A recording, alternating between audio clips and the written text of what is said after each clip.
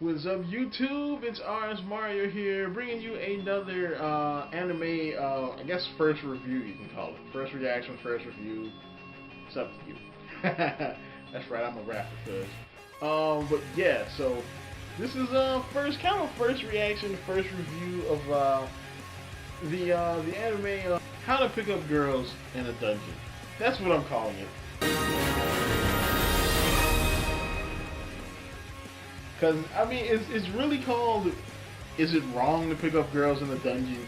Which, it's not. It's not wrong to pick up girls anywhere except for maybe church or an orphanage, something like that. But, you know, it's, yeah. Because the show, when you first check it out, is going to kind of feel like a harem type of deal, which is kind of strange, you know. It's going to feel like a harem with, like, fantasy elements and action sprinkled just for flavor. But no, it's actually a pretty interesting show. Like, the world itself is what I'm really interested in. Like, the synopsis is basically like this. These people are main characters and everyone live in a world that is like an RPG. It's like a fantasy RPG. But it's the real world for them. It's not a game, it's not a hologram, it's not virtual reality, they're not trapped in some kind of server. No, they're actually living in a world where you level up, or you can have a specific job. It's called an adventurer. There are dungeons and creatures, and this is their world. They live in a world. It's a fantasy world. It's like a fantasy RPG, and it may sound like, oh, they just took two cliches and just mixed them together, which you would be right, but it actually, for some reason, seems refreshing. I'm not quite sure why. But that's really the synopsis. Now, on top of that, the gods of this world have decided, you know, they got bored and decided to come down and live amongst the people and set up these things called familiars, which are kind of like your typical guilds in an RPG. You know, you have one that, you know, they're the blacksmiths. You have some that they cook food. You have hunters, warriors, adventurers. You have guilds for all types of different job sets. And each one of them is headed up by a different god or goddess. There's even a god of homelessness. There's a homelessness guild or familia in this show, and that is where we find our two main characters, Hestia and Belle. Belle is the main protagonist. He's got the checklist of your anime protagonists so far. Let's see, he's oblivious to a point. Yep. He's, let's see, he's got an overpowered ability that's going to make him OP eventually. Yep. Chicks just want to bang him for just no reason at all. Yep. Yeah, he's Kirito. but he doesn't have as much character as Kirito, at least in the early shows. In the first two episodes, when I watched the first two episodes, which I usually do for these kind of videos, I was like, this dude is devoid of character outside of whatever his goal is. Then after that, you do kind of see his character kind of build a little bit. But yeah, at first I was like, this dude sucks. If I didn't watch episode 3, this show might be lost. Outside of Belle, there's also Hestia. Hestia is a goddess, but she's like the poorest god ever. Like I mean, they live in a rundown church.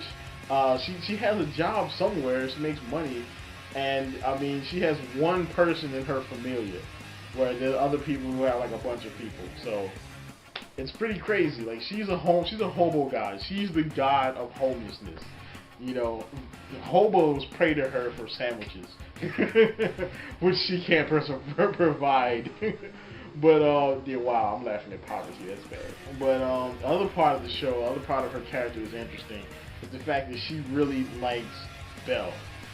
Now you would say, well, that's just another part of the harem part of the show, which you're partially right, but the thing is, she is one of the only people who knows about Belle's ability, which basically is whenever he has passion about something, or whenever he feels passionate about something, he grows at an exponentially faster rate.